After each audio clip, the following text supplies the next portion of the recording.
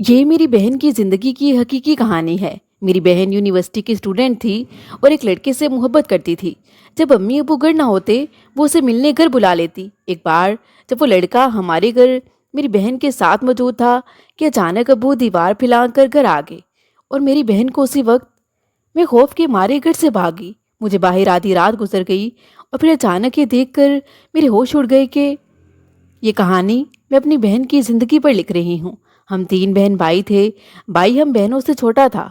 میری بہن ہینا صرف میری بہن ہی نہیں، دوست بھی تھی۔ وہ مجھ سے اپنی کوئی بات نہیں چھپاتی تھی۔ پہلے وہ اسکول میں مجھ سے ایک سال آگے ہوا کرتی تھی۔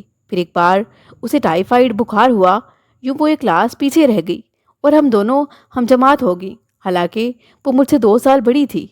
میرے والد صاحب نے ہم بہن بھائیوں کو پڑھانے کی خاطر اپنے آبائی گاؤں سے شہر میں نقل مکانی کی ہوئی تھی۔ ان دنوں ہم ایف ایس سی میں تھی اور اکٹھے کالج جاتی تھی۔ ہمارا کالج ایک پرائیویٹ اور کو ایجوکیشن کالج تھا۔ فیمیل ٹیچرز کے ساتھ میل ٹیچرز بھی ہمیں پڑھاتے تھے۔ سبھی بہت اچھے اساتذہ تھے۔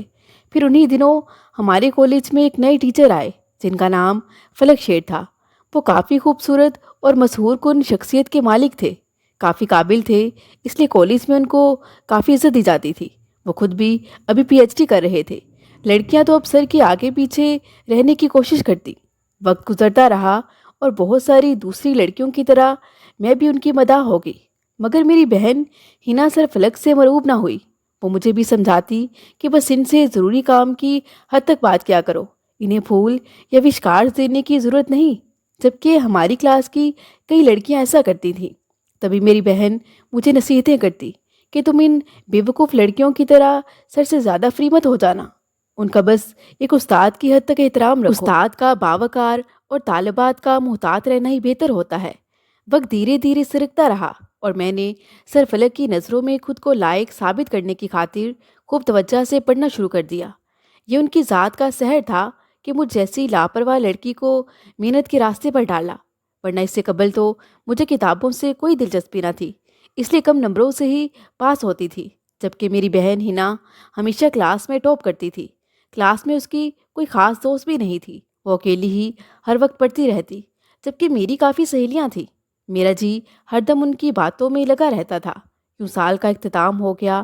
اب یہ ہونے لگا کہ سر فلک بہانے بہانے ہم سے باتیں کرتے، کیونکہ سالانہ امتحان میں 2 ماہ باقی رہ گئے تھے اور وہ چاہتے تھے کہ ہم اسٹوڈنٹس ان کے بھائی کی اکیڈمی جوائن کر لیں جہاں وہ ہمیں پیپرز کی تیاری کروائیں۔ پر آخر ان کی یہ کوشش رنگ لے آئی اور آدھی سے زیادہ کلاس نے ان کی اکیڈمی کو جوائن کر لیا۔ میں نے بھی کوشش کی، لیکن ہم دونوں بہنوں کو گھر سے اجازت نہ ملی۔ ابو کا کہنا تھا کہ تم لوگ کالج تو جاتی ہی ہو، بس آ کر گھر میں تیاری کیا کرو۔ جوں جوں سالانہ امتحان قریب آ رہے تھے میری گھبراہٹ بڑھتی جا رہی تھی، مگر ہینا پرسکون تھی۔ جب پارٹ 1 کے سالانہ امتحان ہوئے تو اس نے بہت اچھے نمبر لیے۔ ہمارے سبھی ٹیچرز اس سے بہت خوش تھے، مگر سر فلک نے ہماری کلاس ٹیچر ہونے کی نسبت سے میری بہن کو خاص طور پر مبارکباد دی اور کچھ کتابیں انعام کے طور پر بھی دی۔ اس کے بعد تو جیسے یہ ہونے لگا کہ وہ ہمیشہ یہی کوشش کرتے کہ ہینا سے بات ہو۔ کلاس میں بھی ان کا دھیان ہر دم جیسے اسی کی جانب ہوتا۔ اس کے علاوہ مثلاً فری پیریڈ میں اسے کسی اسٹوڈنٹ کے ہاتھ پیغام بھجوا کر بلواتے اور کہتے کہ میری آفس آ کر کچھ کام کر دو۔ کبھی وہ بادل ناخواستہ جا کر کام کر دیتی اور کبھی ان کو دیکھتے ہی غائب ہو جاتی۔ رزلٹ کے کچھ عرصہ بعد چھٹیوں میں ہم رشتہ داروں سے ملنے گاؤں چلے گئے۔ واپسی پر چھوٹے بھائی نے بتایا کہ آپ کے ایک سر ہمارے گھر آئے تھے اور یہ کارڈ دے گئے ہیں۔ یہ اکیڈمی کا کارڈ تھا جو انہوں نے اپنے بھائی کے ساتھ مل کر کھول رکھی تھی۔ خیر، ہم نے کارڈ ٹیبل کی دراز میں رکھ دیا اور ابو سے ذکر کرنے کی جرت نہ کی، کیونکہ معلوم تھا کہ ہمارے ابو ہمیں اکیڈمی جوائن کرنے کی اجازت بالکل نہیں دیں گے۔ ہمارے ابو کافی سخت مزاج قسم کے تھے۔ پارٹ 2 کے پیپرز کی تیاری اور اچھے نمبرز لانے کی غرض سے اکثر اسٹوڈنٹ نے شام کو اکیڈمی جوائن کر لی، اور یہ اکثر کالج کے ٹیچرز ہی مشورے کے طور پر بتاتے تھے کہ آپ لوگوں کو کون سی اکیڈمی جوائن کرنی چاہیے۔ ہمارے پرنسپل صاحب سے سر فلک کی بہت بنتی تھی اور انہوں نے انہیں پارٹ 2 کا کلاس انچارج بنا دیا تھا۔ اس تعیناتی پر ہماری ساری کلاس خوش تھی، سوائے میری بہن ہینا کے۔ اب یہ ہوتا کہ جب بھی وہ کلاس سے باہر اسے مخاطب کرنے کی کوشش کرتے یا کہیں رک کر اس سے بات کرتے جانے کیوں وہ سہم جاتی۔ مجھے بھی اس بارے میں کچھ معلوم نہ تھا۔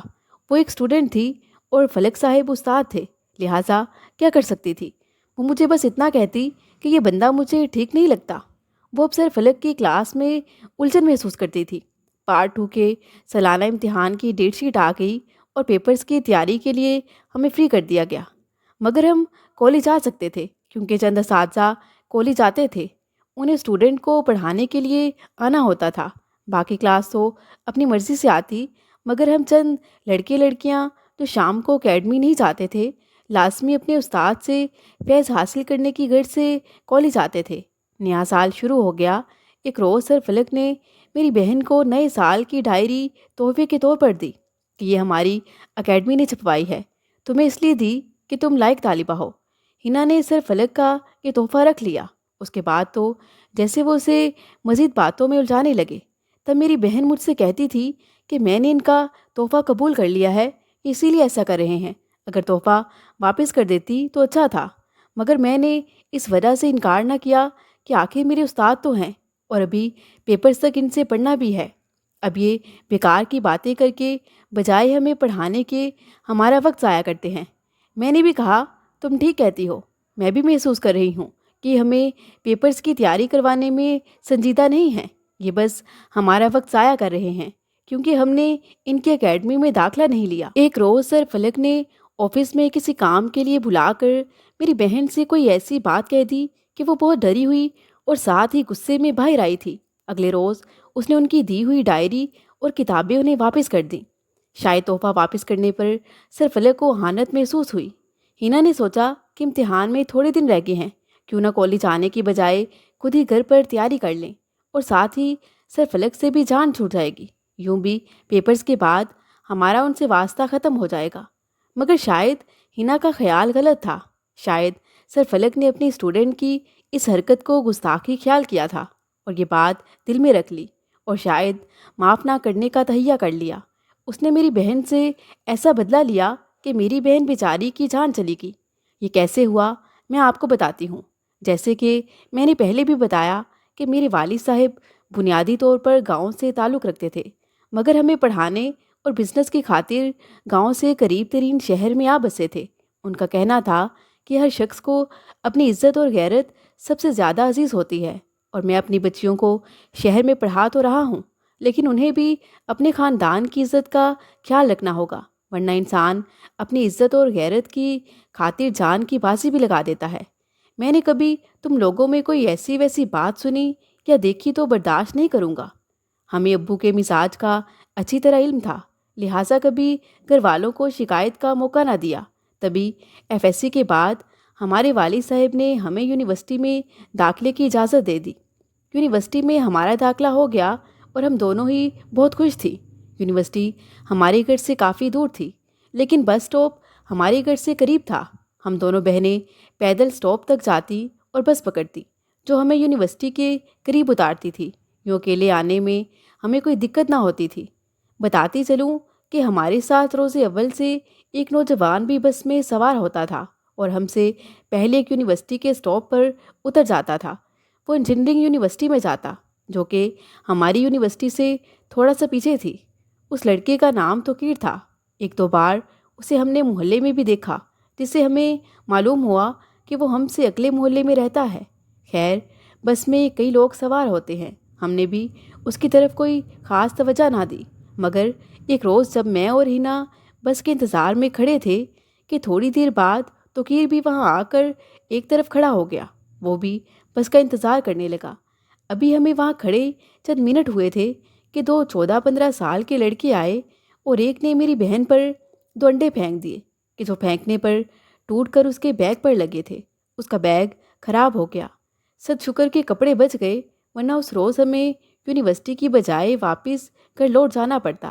ہم دونوں حیران و پریشان تھی کہ آخر یہ کون ہیں جنہوں نے ایسی حرکت کی ہے۔ اسی لمحے توقیر آگے بڑھا اور اس نے ایک لڑکے کو پکڑ لیا، اسے خوب برا بھلا کہا، جیسے وہ اس کو جانتا بھی ہو کہ اگر آئندہ تم اس بس اسٹاپ پر نظر آئے تو اچھا نہیں ہوگا۔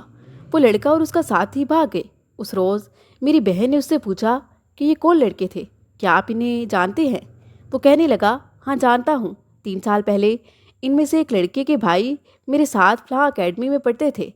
लेकिन आप फिक्र नहीं करें, आइंदा ये ऐसी जसारत नहीं करेंगे, वरना मैं अपने वालिद साहब से कहकर इनके घर तक शिकायत पहुंचा दूंगा। उनके वालिद मेरे अब्बू के वाकिफ़कार हैं।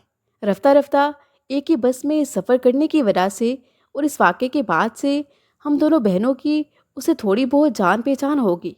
वो भी बहुत खामोश तिबा सा इंसान था। कहते हैं ना कि कोई कितना ही मुहतात क्यों ना हो, लेकिन किसी भी लम्हे इंसान का दिल बदल सकता है। मेरी बहन के दिल में भी रफ्ता रफ्ता तोकीर की खामोशी ने घर करना शुरू कर दिया। हमने तकरीबन 1 साल यूं ही इकट्ठे सफ़र किया था।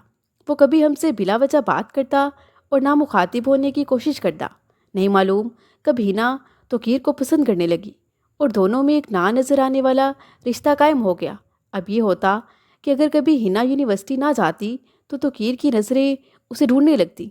वो मुझसे पूछ लेता कि आपकी बहन क्यों नहीं आ रही, सब खैरियत तो है, उसे बुखार आ रहा है, या जो भी वजह होती मैं उसे बता देती तो वो फिक्रमंद सा हो जाता। ऐसे ही अगर किसी रोज़ बस में वो दिखाई न देता तो मेरी बहन की निगाहें भी बेकरारी से उसे ढूंढने लगती। उस रोज़ यूनिवर्सिटी में भी वो चुप चुप सी रहती, घर में भी उसका जिक्र करती और मेरे सामने उसकी तारीफ़ें करते ना थकती। बात बात पर उसका जिक्र छेड़ देती। मैं अब उसकी दिली कैफियत को समझ चुकी थी, मगर अपने अब्बू की तबीयत से भी वाकिफ़ थी। लिहाजा मैंने उसे लाख समझाना चाहा कि तोकीर का ख्याल दिल से निकाल दो, वरना तुम्हारी अब्बू से खैर नहीं। तुम अब्बू के गुस्से को अच्छी तरह जानती हो।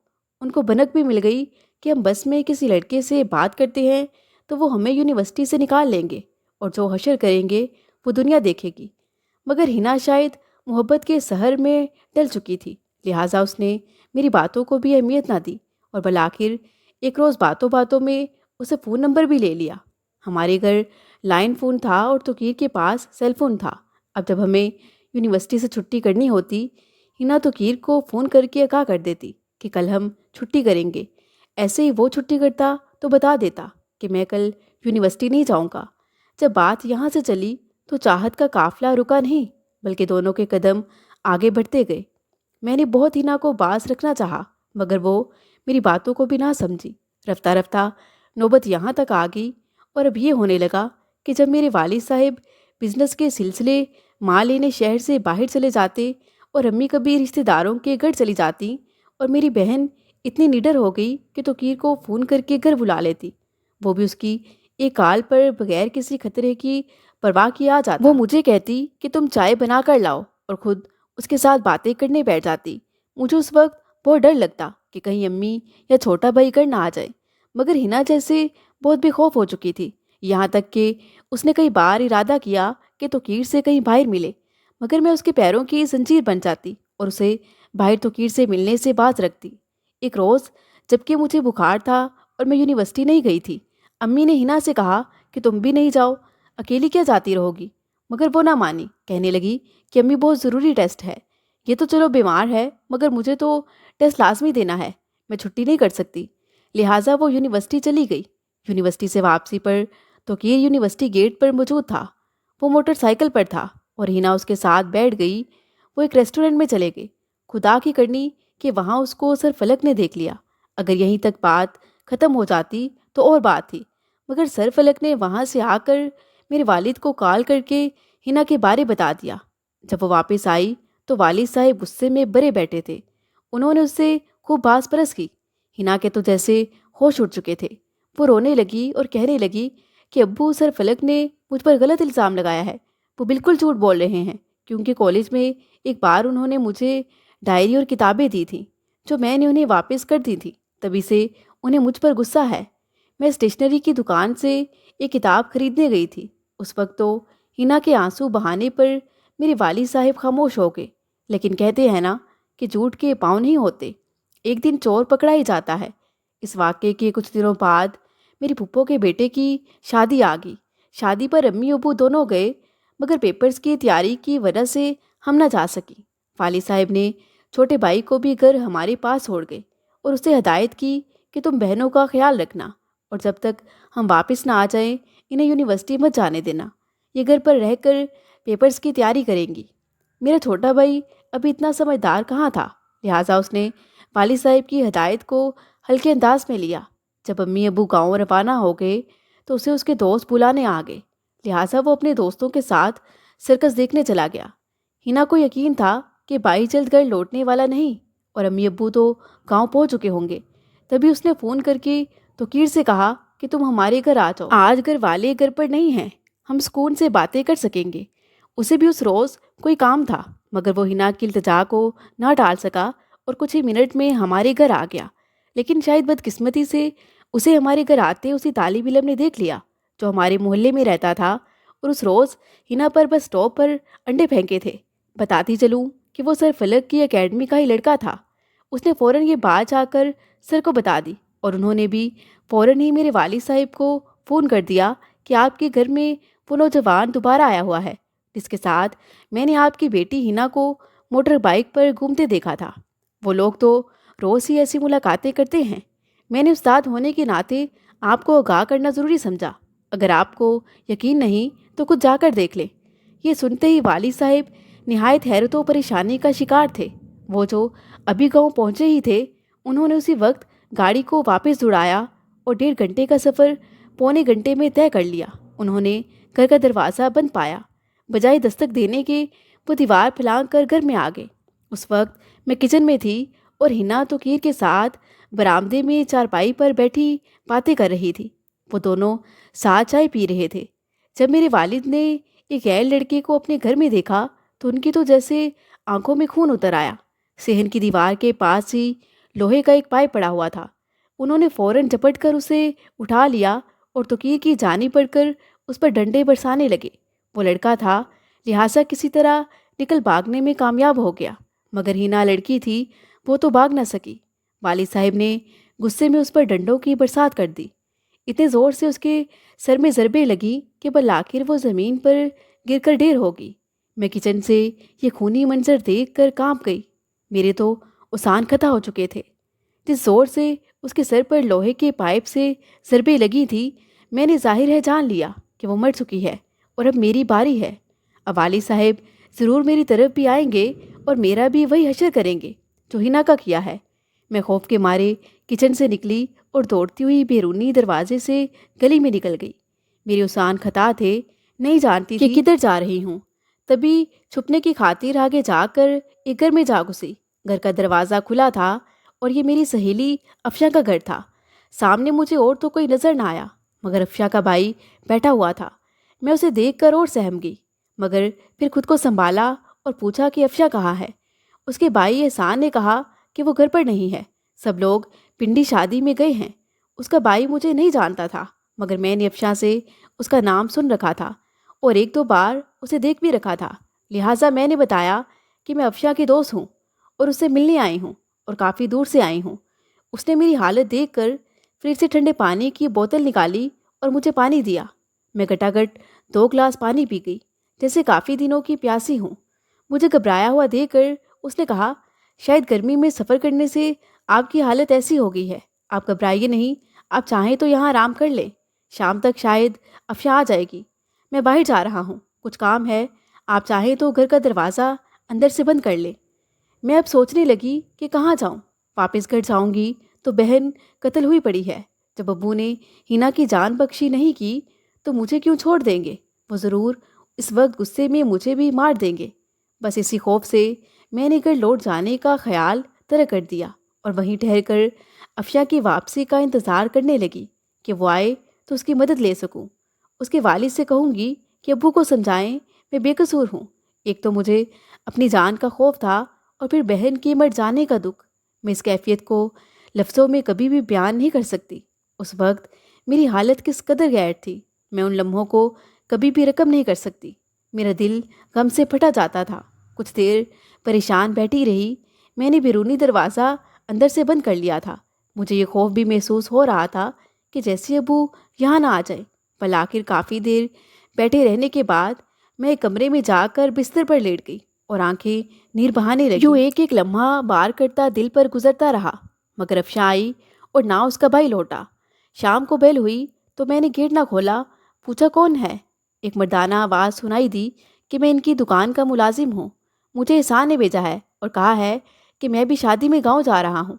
आपको बताने आया हूँ کہ افشا اور سبھی گھر والے کل گھر آئیں گے، آپ کو یہاں رہنا ہے تو رہ جائیں ورنہ اپنے گھر چلی جائیں۔ یہ سن کر میرا دل زور زور سے دھڑکنے لگا۔ ان کے گھر میں رات گزارنا میرے لیے کافی مشکل تھا۔ اس وقت خوف سے شاید میں مر جاتی، مگر اور کوئی چارہ بھی نہ تھا، اور نہ ہی بکلاہٹ میں مجھے کچھ سمجھ آ رہا تھا۔ لہٰذا میں نے ایک بار پھر سے جھوٹ کہا کہ میں تو دوسرے شہر سے آئی تھی، رات کو اکیلے گھر میں کیسے رہ سکتی ہوں؟ ایسا کریں، آپ مجھے حیات آباد چھوڑائیں، وہاں میری پھپھو رہتی ہیں، میں ان کے گھر چلی جاتی ہوں۔ اس نے کہا، ٹھیک ہے، میں افشا بی بی کے چچا کی گاڑی لے کر آتا ہوں، پھر آپ کو چھوڑ آؤں گا۔ کچھ دیر بعد وہ کار لے آیا اور میں ڈرتے ڈرتے بیٹھ گئی۔ وہ مجھے حیات آباد لے آیا، مگر یہاں میری کوئی پھپھو نہیں رہتی تھی۔ دراصل میں خوف کی وجہ سے اپنے گھر اور محلے سے دور چلی جانا چاہتی تھی۔ یہاں میں ایک گلی میں اتر گئی اور وہ چلا گیا۔ رات ہونے والی تھی، میں خوف زدہ تھی کہ اب کہاں جاؤں۔ میں اس گھر میں چلی گئی کہ جس کا دروازہ سامنے تھا اور دروازہ کھلا تھا۔ ڈرتے ڈرتے آگے بڑھی تو ایک عورت کے کراہنے کی آواز سنائی دی۔ کمرے میں جھانکا، ایک بوڑھی عورت پلنگ پر لیٹی تھی اور درد سے کرا رہی تھی۔ شاید اس کی طبیعت ٹھیک نہ تھی۔ میرے قدموں کی آہٹ سن کر وہ بولی، اچھا ہوا زرینہ تم آ گئی، میں سمجھی تھی کہ تمہاری بیٹی نے تمہیں روک لیا ہے اور آج تم نہیں آؤ گی۔ میری طبیعت بہت خراب ہے، بس تم جاگتی رہنا اور میرے قریب ہی رہنا۔ اس پورے گھر میں اس عورت کے سوا کوئی موجود نہ تھا۔ میں نے اس عورت کو کوئی جواب نہ دیا۔ اس نے جس دوا کی طرف اشارہ کیا تھا وہ اسے کھلائی، پانی پلایا اور قریب پڑے صوفے پر بیٹھ گئی۔ دوا غالباً خواب آور تھی۔ تھوڑی دیر بعد وہ سو گئی۔ خوف سے مجھے لگ رہا تھا ابو ادھر بھی آ جائیں گے۔ میں نے بیرونی دروازہ بند کیا اور صوفے پر لیٹ گئی۔ رات بھر وہ عورت تو سوتی رہی، لیکن مجھے کیسے نیند آتی۔ اسی اثناء میں صبح ہو گئی۔ بڑھیا ابھی تک سو رہی تھی۔ میں اس کے جاگنے کا انتظار کرنے لگی۔ 1 گھنٹے کے بعد جب اس کی آنکھ کھلی تو مجھے دیکھتے ہی حیرت سے بولی، زرینہ کہاں ہے اور تم کون ہو؟ زرینہ کیوں نہیں آئی؟ کیا تمہیں اس نے بھیجا ہے؟ میری آنکھوں سے آنسو بہنے لگے۔ ہمت کر کے میں نے بتایا کہ میں مصیبت زدہ ہوں، اور پھر خاموش ہوگی۔ کچھ سمجھ نہ آیا کہ کیا کہوں۔ پھر کہا کہ میں اپنی پھپھو کے گھر کا راستہ بھول گئی تھی تو ادھر آ گئی۔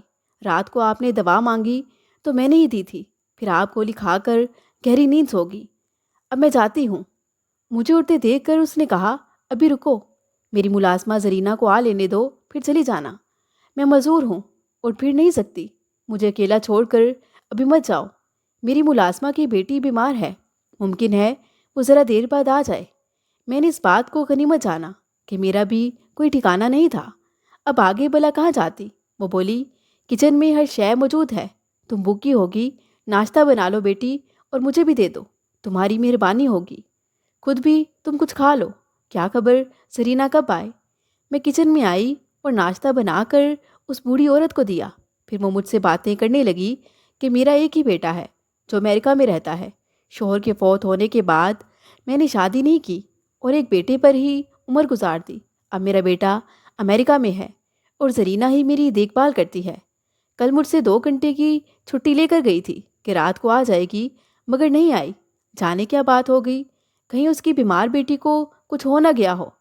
اس کے نہ آنے پر گھر اکیلے ہونے کی وجہ سے میرا تو دل گھبرا رہا تھا۔ میں نے کہا، اماں جی آپ گھبرائیے نہیں، جب تک وہ نہیں آ جاتی میں آپ کے پاس ہی رہوں گی۔ تھوڑی دیر گزری کہ زرینہ کا کوئی رشتہ دار بتا کر گیا کہ اس کی بیٹی فوت ہو گئی ہے، وہ اس لیے نہیں آئی۔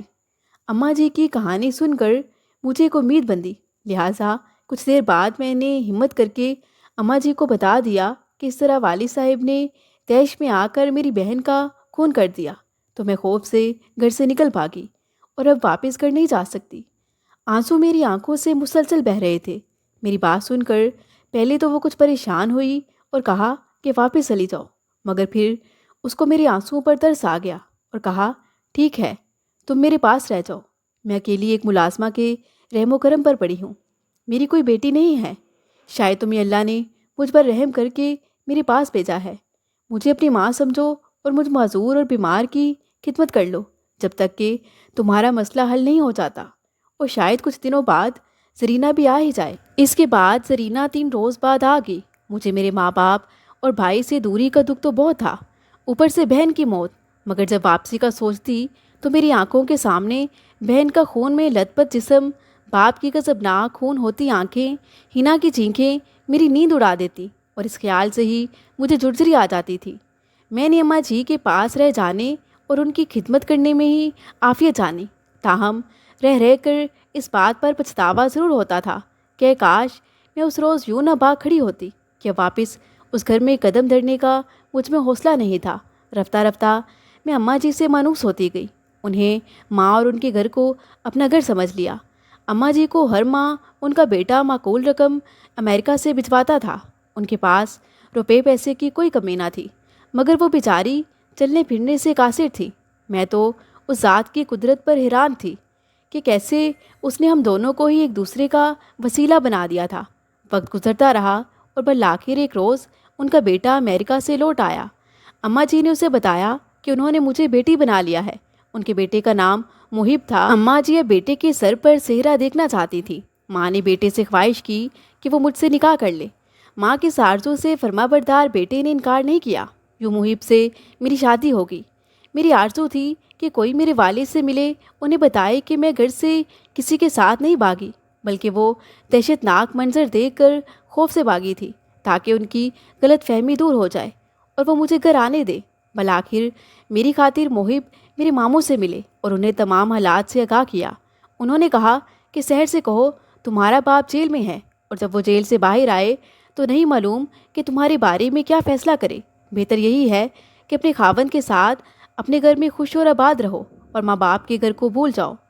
माँ से बेशक मिल सकती हो, मगर वापस घर लौट कर आने का ख्याल छोड़ दो। आज भी जब मुझे वो मंज़र याद आता है तो दिल दहल कर रह जाता है। हालांकि अब तो अब्बू भी वफ़ात पा चुके हैं, आज भी उनके घर जाने का हौसला मुझ में नहीं है। अल्लाह ताला से हरदम अपने बाप की मग़फ़िरत की दुआ करती हूँ। मज़ीद दिलचस्प सच्ची कहानियों के लिए चैनल को सब्सक्राइब करें।